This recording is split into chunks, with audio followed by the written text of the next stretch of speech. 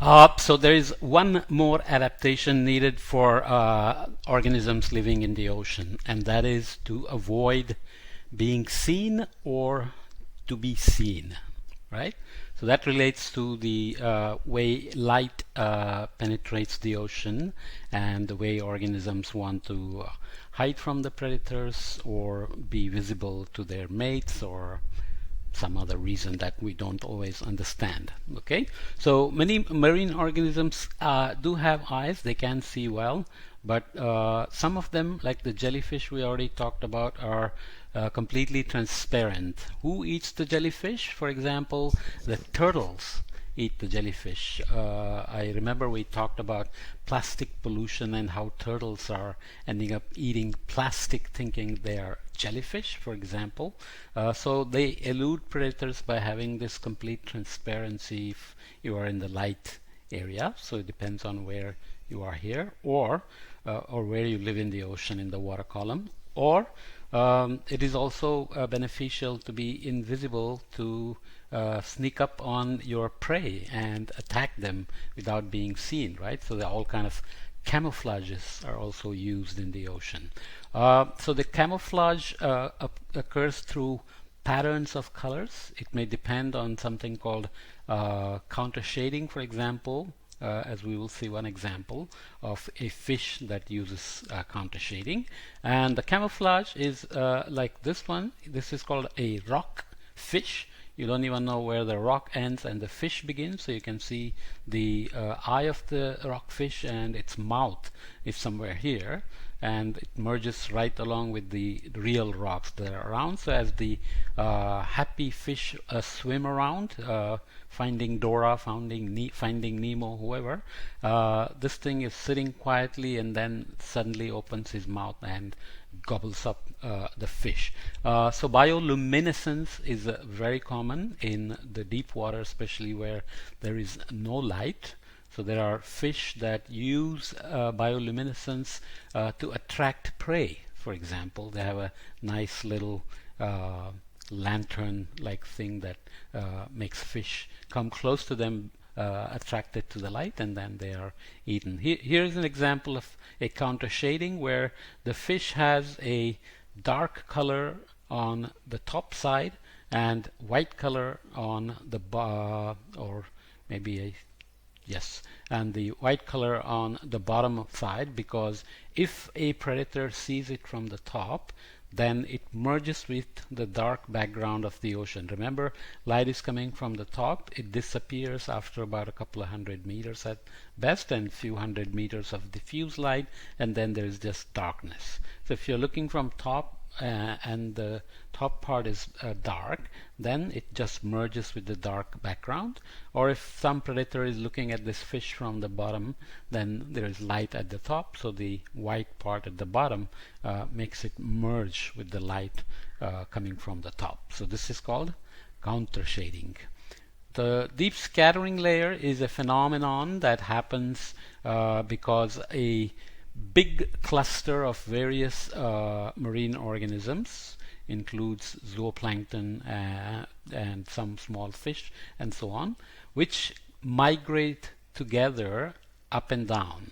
What are they doing? Basically, they are coming up to the surface at night to avoid being eaten by other predators, their predators. And why are they coming to the surface? Because that's where a lot of the food is. Remember, during the daytime, photosynthesis is happening at the surface where there is light, and then there are small zooplankton and small fish eating the phytoplankton, or the phytoplankton itself is being made available to be eaten once it's photosynthesized its carbohydrate and so on, like the heterotrophs, like the grazers on land, right, which graze on vegetation and grass and so on. So at night they come close to the surface to feed, and they are so dense in a layer that when the Navy was using scanners, sound scanners, to detect the bottom, the Navy wants to map the bottom of the ocean, because when they're going around in a ship or in a submarine, they want to be fully aware of where they are going, especially submarine can be completely in the dark and the light is very close to where it is, and they want to be able to know what's ahead, right? So they want to map the bottom of the ocean. So I think in the 1970s they started to detect this reflection of the sonic waves from a very shallow depth. They knew it was much shallower than the actual depth of the ocean, and this false depth, as it was called, was moving based on the time of the day. Then they used marine biologists and so on to figure out that these cluster of marine organisms was moving up and down. So at night they go down to avoid during the day they go down to avoid predation. They go down to several hundred meters to a kilometer, and as they move up and down, they actually are moving in such large numbers that they actually generate mixing in the ocean. Remember, in the pycnocline, you have the thermocline, halocline together, they form the pycnocline, the density gradient. There the water is well stratified, right? So you have to go back and combine this with your knowledge of what we said before, where we said there are few places like the Jin Seas, the Greenland, Iceland, Norwegian Seas, the Ross Sea and the Weddell Sea, where heavy waters form and sink to the bottom. And we said this water is slowly converting back to surface water. We didn't say where this energy comes from. Okay?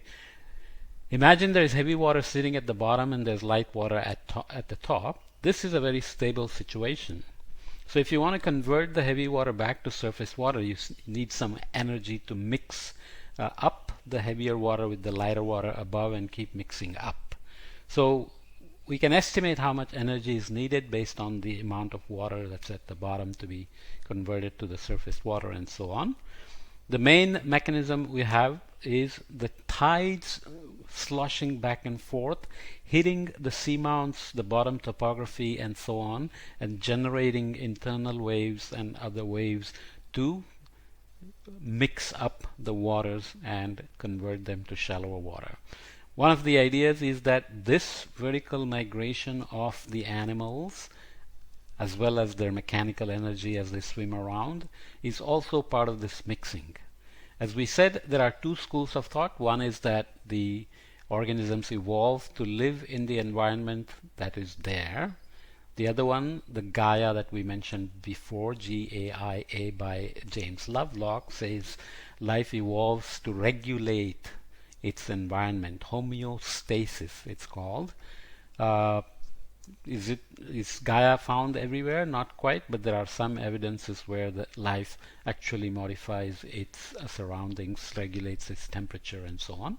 But nonetheless, this deep scattering layer moving up and down and the animals swimming around do generate some energy. We don't know exactly whether that's enough to cause mixing or not. Okay, there is some evidence that it is, especially when we look at krill in the Southern Ocean. We will see that they actually do a lot of the mixing. Remember, I said krill is not neutrally buoyant, so it sinks if it doesn't swim.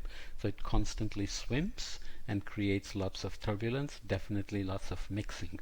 So here is daytime, surface layer, twilight, nighttime, and dawn. So back to the next morning.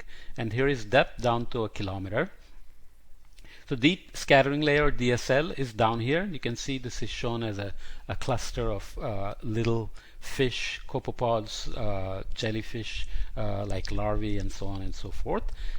During the twilight, they come up to about half the depth, and by nighttime they want to reach the surface. So they have to use somehow the change in buoyancy in their body. So they have various ways of doing that we talked about before, where they have either a gas chamber which produces, gas chamber is not a good word, but nonetheless they have a chamber in which they can introduce gas, get lighter and go up, or exude the gas and get heavier and come down. So they come up to the night time and then they start to descend again. So there is a nice life cycle of going to the bottom, coming back up and going back down. There are predators which predate at daytime, which means they are visual predators, so they need to be able to see their prey. They need to see what they're eating, but even that, there are many animals, many fish like big-eyed tuna, for example, which can dive down to a kilometer to catch its prey. And there are crepuscular predators, or low light predators, so they can go down to intermediate depths. So here it is going down to a deep depth, and nocturnal predators remain at shallower depths. Okay, so we will look at how the adaptation happens to do these deep dives. Remember, we said the pressure in the ocean continues to increase. So if you have at the sea surface 1 atmosphere of pressure, 14.5 pounds per square inch or so, with each 10 meters it increases by another atmosphere. So by the time you reach 30 meters depth, you have 30 atmospheres of pressure. We have evolved to walk around in 1 atmosphere, but things that live at those depths have to be adapted to live at those pressures all the way to the bottom if they are living at the bottom, right? Plus, those that dive have to have adaptation to make sure that they don't have gas bubbles that can get compressed or get expanded as they move up and down through the water column. So these are the adaptations needed as well, light and pressure.